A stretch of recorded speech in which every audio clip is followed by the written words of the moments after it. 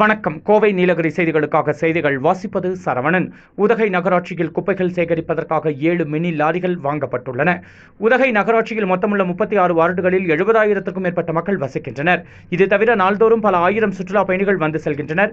இந்நிலையில் உதகை நகரில் நாள்தோறும் தேங்கும் பல ஆயிரம் டன் குப்பைகள், உணவு கழிவுகள் ஆகியன சுகாதாரத்துறையின் மூலம் சேகரிக்கப்பட்டு தீட்டுக்கள் குப்பை கொட்டும் இடத்திற்கு கொண்டு செல்லப்பட்டு அங்கு மக்கும் மற்றும் மக்காத குப்பைகள் பிரிக்கப்பட்டு உரம் தயாரிக்கப்படுகிறது. இந்நிலையில் உதகை நகராட்சியில் போதுமான குப்பை சேகரிக்கும் சிறிய லாரிகள் இல்லாமல் இருந்தது. பொதுமக்கள் தங்கள் பகுதிகளுக்கு குப்பைகளை வாங்குவதற்கு தூய்மை பணியாளர்கள் மற்றும் லாரிகள் வருவதில்லை என்று குற்றம் சாட்டி வந்தனர். மேலும் நகரமன்ற உறுப்பினர்களும் அனைத்து நகராட்சி கூட்டத்திலும் அனைத்து பகுதிகளுக்கும் செல்லும் வகையிலும் குப்பைகளை சேகரிக்கும் வகையிலும் சிறிய லாரிகளை வாங்க வேண்டும் என்று நகராட்சி நிர்வாகத்தை வலியுறுத்தி வந்தனர். இதனைத் தொடர்ந்து அனைத்து பகுதிகளுக்கும் சென்று குப்பைகளை சேகரிக்கும் வகையில் தற்பொழுது உதகை நகராட்சி நிர்வாகம் 7 மினி லாரிகளை வாங்கியுள்ளது. ஒரு மினி லாரி ரூபாய் 4.75 லட்சம் வீதம் 7 லாரிகள் மினி லாரிகள் வாங்கப்பட்டுள்ளது.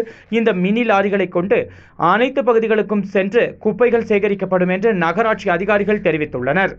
கோவை நீலகிரி செய்திகளுக்காக எமது சிறப்பு செய்தி ஆசிரியர் தமிழ் வெங்கடேசன்.